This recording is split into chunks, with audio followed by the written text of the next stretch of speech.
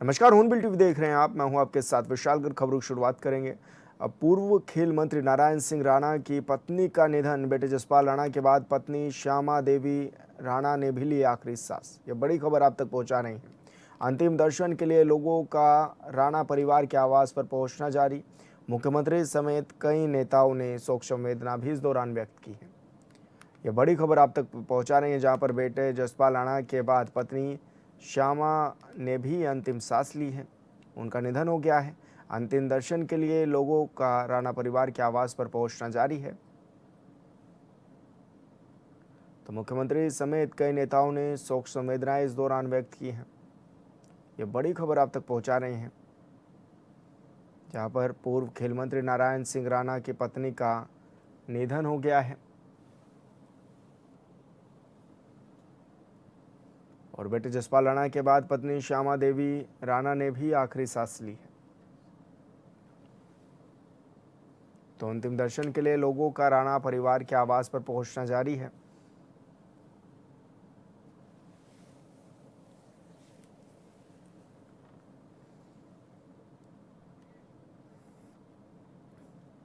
और संवाददाता योगेश आर्या हमारे साथ फोन लाइन पर जुड़ गए हैं। योगेश, जिस तरह से जानकारी भी मिल रही है कि नारायण राणा के परिवार में एक और मृत्यु हुई और ऐसे में अंतिम दर्शन के लिए लोगों का पहुंचना भी जारी है राणा परिवार में, किस रूप में देखा भी जा रहा है, किस तरह संवेदनाएं भी दे रहे हैं लोग?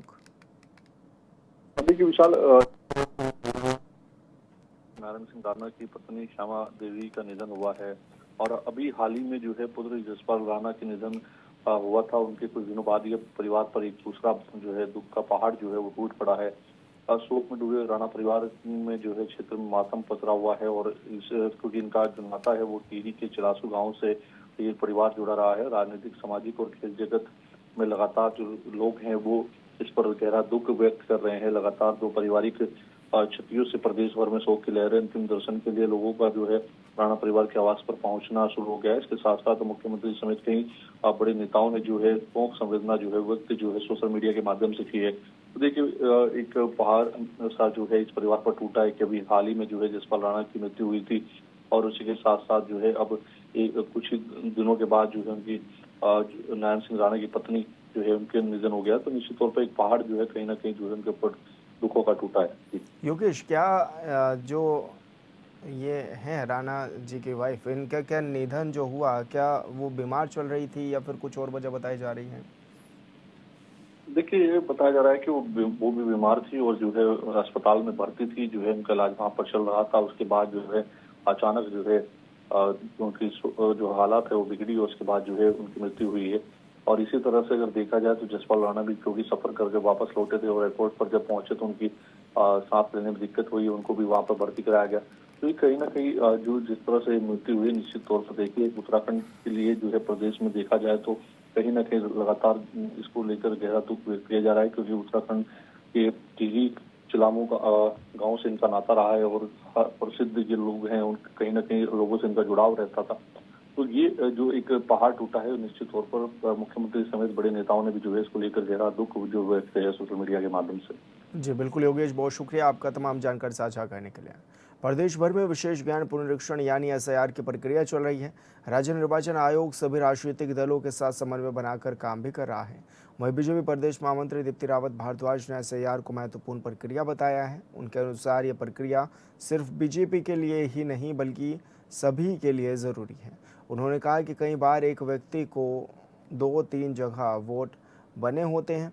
ऐसे में नागरिकों को तय करना होगा कि वो कहाँ वोट डालना चाहते हैं। प्रदेश महामंत्री ने कहा, जहाँ वोट चाहते हैं वहाँ आधार कार्ड और ज़रूरी दस्तावेज देकर अपना एक ही वोट बनवाएं।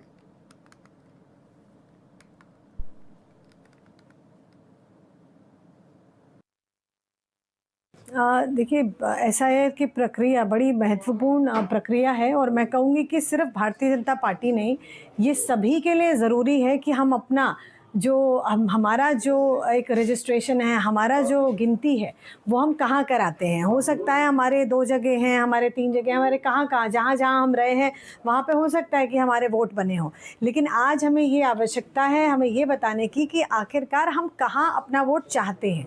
तो जहाँ हम चाहते हैं वहाँ हमारा वोट होना, हमारा आधार कार्ड, हमारी बाकी चीज़ें भी उसके लिए जो हमें डॉक्यूमेंट्स देने हैं, वो देकर अपना एक वोट बनवाने का काम हर एक नागरिक का कर्तव्य बनता है। और उसके लिए भारतीय जनता पार्टी भी पूरा इस तरीके से एक अभियान चला रही है। पूरा बूथ स्तर का अभियान है जिसमें जाकर हर एक बीएलओ जो अधिकारी हैं वो तो हैं ही, लेकिन साथ में हमारा जो बीएलए है, जो पार्टी का बीएलए है, जो बूथ के अध्यक्ष हैं, वो मिलकर ये ज़रूर देख रहे हैं वोटर लिस्ट को देखकर कि किन लोगों के वोट नए बन सकते हैं और कौन ऐसे लोग हैं उनको भी आइडेंटिफाई करना जिनके डाउट हो सकता है कि इनके कहीं और भी वोट हैं, तो उसको भी वो बात की प्रक्रिया है। लेकिन अभी वोट बन उत्तराखंड में आगामी विधानसभा चुनाव के समय को लेकर चल रही चर्चाओं के बीच बीजेपी के वरिष्ठ नेता और राज्य मंत्री दर्जा प्राप्त ज्योति प्रसाद गैरोला ने कहा है कि विधानसभा चुनाव कब होंगे इसका निर्णय भारतीय निर्वाचन आयोग को करना है, जो एक स्वतंत्र संवैधानिक संस्था है। उन्होंने कहा कि आगामी समय में जनगणना का कार्यक्रम और कुंभ जैसे बड़े आयोजनों भी प्रस्तावित हैं, जिसमें भारी संख्या में सुरक्षा बलों और प्रशासनिक संसाधनों की आवश्यकता पड़ती है। ऐसे में चुनाव निर्धारित समय पर होंगे या परिस्थितियों के अनुसार कुछ आगे बढ़ सकते हैं, इस पर अभी स्पष्ट रूप से कुछ कहना संभव नहीं है। उन्होंने कहा कि वर्तमान परिस्थितियों को देखते हुए दोनों संभावनाएं बनी हुई हैं और अंतिम फैसला निर्वाचन आयोग ही करेगा।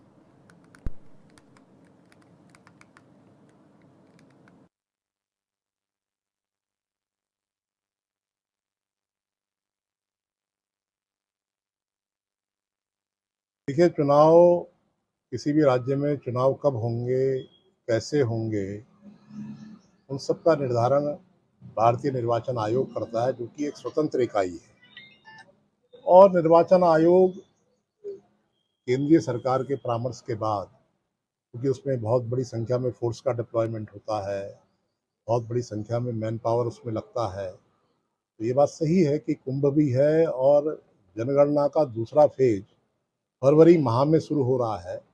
राजनीतिक क्षेत्र में संभावनाएं असीमित रहती हैं, इसलिए अभी यह कहना कि चुनाव प्रीपोन होंगे या सही समय पे होंगे, कहना मुश्किल है, लेकिन दोनों प्रकार की संभावनाएं बनी। विकासनगर के बैरागीवाला क्षेत्र में हुई हत्या की घटना को लेकर बीजेपी विधायक मुन्ना सिंह चौहान ने स्पष्ट कहा है कि यह बेहद दुख की घटना है और किसी परिवार का जवान बेटा खो जाना असहनीय पीड़ा भी है। उन्होंने कहा कि पुलिस ने आरोपियों की गिरफ्तारी की है, उनके घरों पर ध्वस्तीकरण की कार्रवाई भी की गई है। घटना में शामिल अन्य लोगों की तलाश भी जारी है। जीवन जाता है तो उस पर दुख होता है, बहुत असहनीय दर्द है। जिस माँ बाप का बेटा चला गया, भगवान जी मेरे 40 साल के साथी हैं, उनका जवान बेटा चला गया, उनकी विधवा, उनकी माँ, हाहाकार है परिवार में। बहुत दुखद घटना हुई। हम जीवन तो वापस नहीं दे सकते, लेकिन जैसा मैंने डे 1 कहा था कि बाकायदा हमारा प्रशासन, लॉ एनफोर्समेंट एजेंसीज, पुलिस प्रशासन, हमारा प्रशासन एग्जेम्पलरी एक्शन लेगा, ऐसा एक्शन लेगा जो नजीर बनेगा। और आप लोगों ने देखा होगा कि जिसे कहते हैं as far as the law extends, जहां तक कानून की सीमा होती है वहां तक सख्त कदम शासन प्रशासन उठाने का काम किया। और निश्चित रूप से हमारी सरकार का, मुख्यमंत्री पुष्कर सिंह धामी जी का और सरकार का बिल्कुल ये रिजॉल्व है कि किसी भी कीमत पर हम गुंडागर्दी को अपने प्रदेश में बर्दाश्त नहीं करेंगे और किसी भी कीमत पर मैं गुंडागर्दी इस विधानसभा में भी बर्दाश्त नहीं करूंगा और जो सख्त से सख्त कार्रवाई होगी। एक बार फिर उत्तराखंड प्रदेश कांग्रेस प्रभारी कुमारी शैलजा उत्तराखंड दौरे पर आ रही हैं। 17 और 18 जून को कुमारी शैलजा देहरादून में रहेंगे। इन दिनों वे संगठन को मजबूत करने के साथ ही आगामी चुनावी तैयारियों को लेकर वरिष्ठ नेताओं, सभी प्रकोष्ठों और जिला अध्यक्षों के साथ बैठकें करने जा रही हैं। वहीं कांग्रेस प्रदेश प्रवक्ता शिषपाल सिंह बिष्ट ने कहा है कि कुमारी शैलजा का उत्तराखंड दौरा काफ़ी अहम माना जा रहा है, क्योंकि कुमारी शैलजा वरिष्ठ नेताओं और जिला अध्यक्षों से बात कर उनका फीडबैक लेंगे। साथ ही उनके बाद वो कांग्रेस के वरिष्ठ नेताओं और एआईसीसी के मेंबर से भी मुलाकात करेंगी।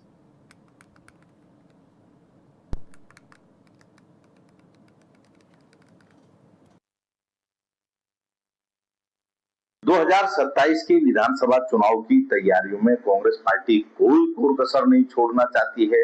आदरणीय प्रदेश प्रभारी कुमारी शैलजा जी लगातार प्रदेश का दौरा कर रही हैं, वो पर्वतीय जनपदों में भी जा रही हैं, कार्यकर्ताओं से सीधा संवाद भी कर रही हैं। फिर वो जो है 2 दिवसीय दौरे पर राजधानी देहरादून आ रही हैं और इन दौरों का मतलब, इन कार्यक्रमों का मकसद यही है कि कार्यकर्ताओं से विधानसभा की सही जानकारी प्रदेश प्रभारी को मिल सके, जिससे वो केंद्रीय नेतृत्व को सही स्थिति से अवगत करा सके और प्रत्याशी चयन में कोई भी गड़बड़ी ना हो। जो प्रत्याशी जमीनी स्तर पर कार्यकर्ताओं की पसंद होंगे, जो लगातार जनता के बीच में सक्रिय होंगे, ऐसे ही मजबूत प्रत्याशियों को 2027 के विधानसभा चुनाव में कांग्रेस पार्टी उतारे। प्रधानमंत्री मोदी ने अपने 12 साल का कार्यकाल पूरा किया, जिसके बाद अब बीजेपी नेता प्रवास कर जन जन तक पीएम की ओर से किए गए कामों को गिना रहे हैं। महिसल्ट विधानसभा से विधायक महेश जीना का कहना है कि नरेंद्र मोदी का नेतृत्व उत्तराखंड विकास की गति पर है। उन्होंने राज्य और केंद्र सरकार की उपलब्धियां गिनाते हुए हॉर्नबिल टीवी से भी खास बातचीत की है। सल्ट से बीजेपी विधायक महेश जीना जी हमारे साथ मौजूद है। सर, 12 साल बेमिसाल आप लोग कार्यक्रम चला रहे हैं। प्रधानमंत्री नरेंद्र मोदी को 12 साल का कार्यकाल भी पूरा हुआ, किस रूप में आप देखते हैं, क्या कहें? आप देख ही रहे हैं कि आज सबसे ज़्यादा समय प्रधानमंत्री रहने वाले हमारे मोदी जी का रिकॉर्ड हो गया और लगातार इन 12 सालों में हमारे उत्तराखंड के अंदर बहुत से कार्य हुए हैं। मैं अपने सल्ट के बारे में बताना चाह रहा हूँ कि मेरे से पहले मेरे भाई सुरेंद्र जीना जी यहाँ से विधायक थे और उनके निधन के बाद मैं वहाँ से 2 बार का विधायक बन गया हूँ।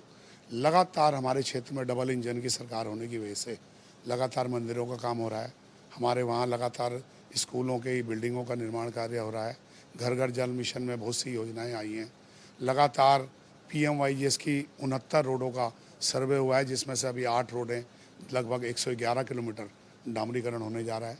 लगातार मेरे क्षेत्र के अंदर हमारे डिग्री कॉलेजों के लिए अच्छा पैसा मिला है। समग्र शिक्षा में जब 2000 करोड़ रुपए आया था तो मेरे चाहे सालदे डिग्री कॉलेज हो, हमारा मशहूर डिग्री कॉलेज हो, मानिला डिग्री कॉलेज, उनको बहुत अधिक धनराशि मिली। ये तभी संभव हो पाया जब मोदी जी केंद्र में हैं और हमारी डबल इंजन सरकार है। और मुझे पूरी उम्मीद है कि इस बार हम 27 में एक और रिकॉर्ड बना के तीसरी बार हम भी यहाँ उत्तराखंड में सरकार बनाएंगे। और सभी विधायकों को पूरा निर्देश है कि हर वक्त अपने क्षेत्र में रहना है। बहुत ज़रूरी काम है, तभी हमें देहरादून आना है। मैं तो लगातार क्षेत्र में, आप मेरे फेसबुक के माध्यम से देखिए, लगातार क्षेत्र में ही रहता हूँ। और आज भी अगर आया हूँ तो मेरी 1-2 फाइलों में कुछ क्वारी लगी है तो उनको रिमूव करने के लिए उन पर चर्चा करने आया हूँ और आज ही शाम को वापस चले जाऊँगा। लगातार हमारी केंद्र से मॉनिटरिंग हो रही है और 12 साल में आप खुद देख रहे हैं कि कुछ हो या ना हो, आज तिरंगा झंडा जो कश्मीर में जब हम लाल चौक पे फहराने की सोचते थे तो इधर उधर देखते थे कि कहाँ से गोली आएगी, आज हम कहीं भी आज़ादी से अपने देश का झंडा स्वाभिमान से फहरा सकते हैं।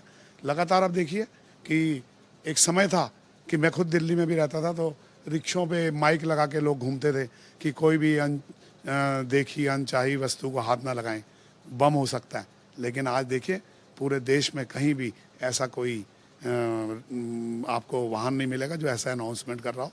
कहीं भी उग्रवादियों की मजाल नहीं है कि पूरे देश में एक जगह भी कोई अपनी उग्रवादी वारदात कर पाए। और एक समय था जब 500 का नोट कहीं देते थे किसी दुकान को तो वो 10 बार देखता था कि ये असली है कि नकली, चाहे उसे भी नहीं पता होता था कि असली है या नकली। तो आज लेकिन हमारी करेंसी पे जो लोगों का भरोसा हुआ है, आज किसी को भी आप नोट दो वो झट जेब में रख लेता है, कहीं देखता नहीं है। तो ये किसने दिया? ये मोदी जी ने दिया। तो मैं लगातार ये बताना चाहता हूँ कि 12 साल ही नहीं, अभी मोदी जी लगातार आप देख रहे हैं कि उन्हीं के कार्यकाल में अभी समय चल रहा है और उन्होंने कहा है कि अगला दशक उत्तराखंड का दशक होगा।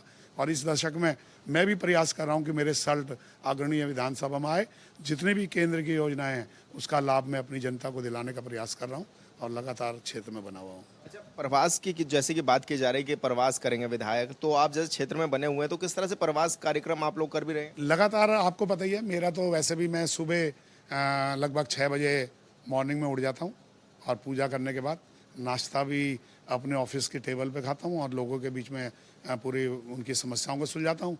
उसके बाद क्षेत्र भ्रमण पे निकल जाता हूँ और रात को लगभग आजकल आप देख रहे हैं कि पहाड़ों में कहीं रामलीला चल रही है, कहीं भागवत चल रही है, कहीं भंडारे हो रहे हैं। ये क्यों है आज सनातन धर्म तरक्की पे है।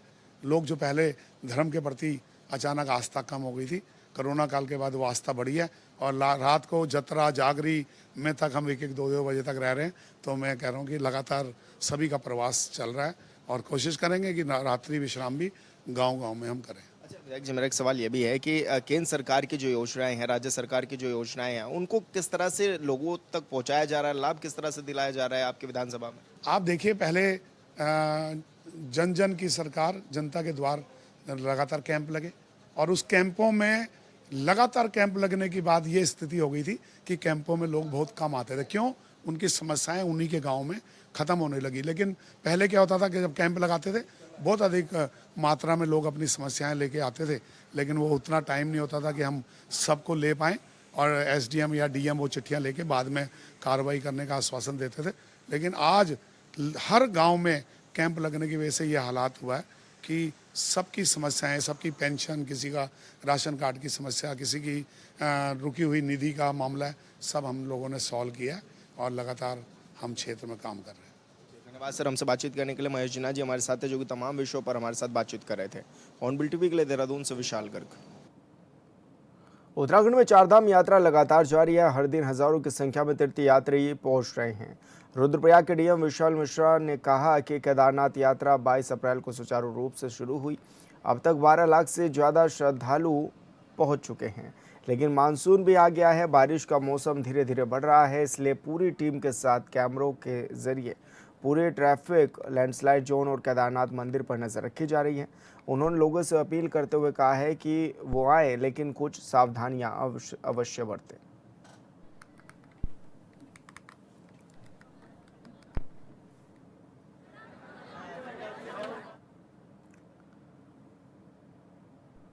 नरेंद्र के कलश क्वार्टर में 3 साल पहले ध्वस्त किए गए जर्जर सरकारी भवन का मलबा अब भी नाली के ऊपर जमा है, जिससे बस्ती में गंदगी फैल रही है और बीमारियों का खतरा भी बढ़ रहा है।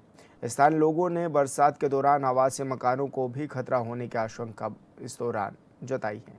समस्या के समाधान के लिए संगठन पिछले 1 वर्ष से लोक निर्माण विभाग को लगातार पत्राचार कर रहा था, लेकिन कार्रवाई नहीं होने पर संगठन ने लोनीवी कार्यालय परिसर में धरना प्रदर्शन किया। इस दौरान अधिशासी अभियंता प्रवीण कर्णवाल ने प्रतिनिधिमंडल को 1 हफ्ते के अंदर समस्या के समाधान का आश्वासन भी दिया है।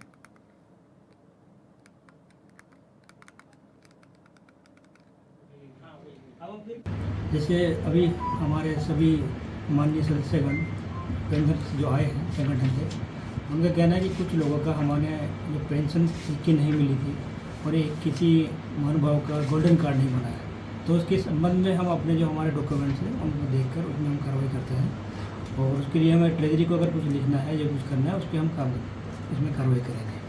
साथ ही आपकी एक समस्या और थी कि जहाँ पर नीचे एक नाली बननी है, हाँ, जो हमारे क्वार्टर्स हैं उसमें नाली बननी है, तो उसमें हमने कुछ नाली का छोटा सा पोर्शन अभी खुला है। बाकी जैसे आप लोगों से बात हुई है कि अगर हम वहाँ पे कच्ची नाली बना देते हैं तो उसका समस्या का समाधान हो जाएगा, तो उसमें हम कल से ही वहाँ पर उनको लोगों को लगाकर उसमें कार्रवाई करते हैं, कच्ची नाली बनवा देते हैं। हमारे साथ कुछ समस्याएं हैं। हमारे निवास के अंतर्गत कुछ नालियाँ जो है लोक निर्माण विभाग द्वारा बनाई जानी थी और 5 साल से वो बंद पड़ी हैं। इनका हमने कई पत्र लिखे हैं, लेकिन उनका समाधान नहीं हो पाया है और आज हम जो है धरना प्रदर्शन के माध्यम से उनको चेतना दी है हमने और उन्होंने आश्वासन दिया अधिशासी अभियंता लोक निर्माण विभाग ने कि शीघ्र ही आपकी समस्या का समाधान होगा और जो भी आपकी समस्या है स्थलीय निरीक्षण करके तो उसका समाधान हम करेंगे, ये उनके तरफ से आश्वासन दिया। इसलिए हमने धरना प्रदर्शन खत्म कर दिया है। लेकिन आंदोलन करेंगे, अनिश्चितकालीन धरना प्रदर्शन करेंगे, मजबूर होकर हमें ये करना पड़ेगा। संयुक्त राष्ट्र के पेंशन संगठन शाखा नगर जो मांगे थी, 2-3 मुख्य मांगे थी, जो एक तो कलश क्वार्टर की समस्याएं थी और एक जो है गोल्डन कार्ड के संबंध में थी और एक जो है एक वेतनवृद्धि जो कर्मचारियों को सेवानिवृत्त कर्मचारी कम मिली है उसके संबंध में थी। माननीय जो अशासी महोदय के सामने जो है हमारा जो धरना था उसमें जिन्होंने हमें आश्वासन दिया है कि हम शीघ्र इसका निस्तारण करेंगे और आगे इस प्रकार के आपको जो है कोई शिकायत का मौका न देंगे। यदि विभाग द्वारा कोई कार्रवाई नहीं होती उचित कार्रवाई, तो हमें धरना प्रदर्शन करने के लिए बाध्य होना पड़ेगा। सड़क पर चमोली के कर्णप्रयाग से एक बेहद हैरान कर देने वाला मामला सामने आया है, जहां मामूली विवाद को लेकर सिख श्रद्धालुओं और स्थानीय लोगों के बीच भारी बवाल हो गया। देखते ही देखते ये विवाद इतना उग्र हो गया कि श्रद्धालुओं ने स्थानीय लोगों के साथ मारपीट करना शुरू कर दी। इस हिंसक झड़प के दौरान तलवारों का भी इस्तेमाल किया गया। मारपीट में 4 स्थानीय लोग गंभीर रूप से घायल भी इस दौरान हो गए हैं।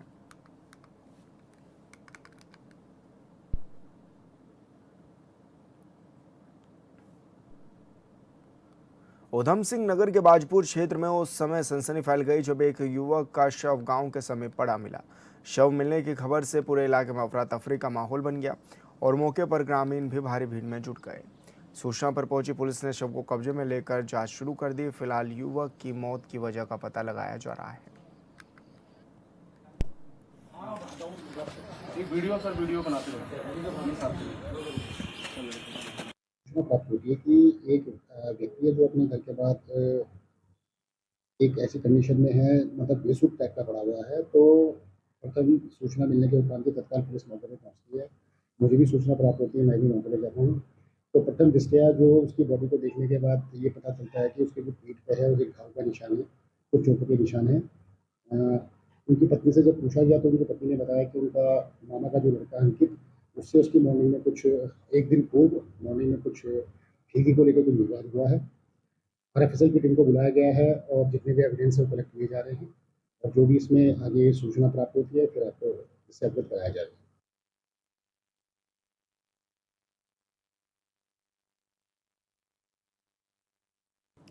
मसूरी के कियाना होम स्टे में दिल्ली से घूमने आई एक महिला का शव पाया गया। घटना की सूचना मिलते ही मौके पर पहुंची पुलिस ने शव को कब्जे में लेकर मामले की जांच पड़ताल शुरू कर दी है।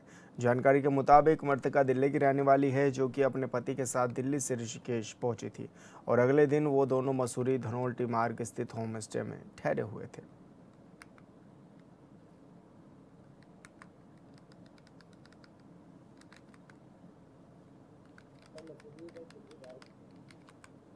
ये 2 पति पत्नी थे जिनकी शादी अभी 7 महीने पहले हुई है और ये लोग मसूरी में एक होम स्टे में रुके थे, वहाँ पर टिपीदार के पास। तो सुबह पुलिस को सूचना मिली और 112 पर कॉल आई कि भाई यहाँ पर ऐसी एक महिला जो है वो बेहोश पड़ी है। होम स्टे वालों ने उन्होंने कॉल किया और इसने भी कॉल किया। तो उसके बाद फिर पुलिस मौके पर पहुंची। पुलिस ने वहाँ पर जाके जितने भी वहाँ पर जो 108 भी बुलाई और 108 वाले जो वहाँ पर थे उन्होंने ये बताया कि ये जो है मृतका ये डेड हो गई है, इसका कोई वाइटल ऑर्गन्स काम नहीं कर रहा है। तो उसके बाद पुलिस ने वहाँ पर FSL को बुलाया और सारे जो वहाँ पर सीन उसको प्रिजर्व किया और सारे वहाँ से सबूत जितने भी वहाँ पर चाहे वो जितनी भी चीज़ें वहाँ पड़ी थी उनका सबका सैंपल ले लिया और सैंपल लेने के बाद उसके बाद इनके परिजनों को बुलाया गया और परिजनों को बुलाने के बाद इनके अभी वर्तमान में जो मृतका है उसका पोस्टमार्टम की कार्रवाई अभी चल रही है और दोनों के जो परिजन हैं वो पहुंचे। विकासनगर पुलिस ने नशा तस्करों के खिलाफ चलाए जा रहे अभियान के तहत एक महिला को अवैध कच्ची शराब के साथ गिरफ्तार किया है।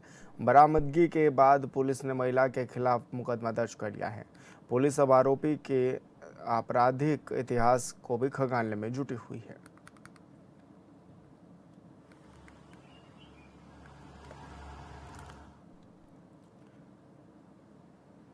और फिलहाल इस बुलेटिन में मेरे साथ इतना ही। आप देखते रहिए हॉर्नबिल टीवी। नमस्कार।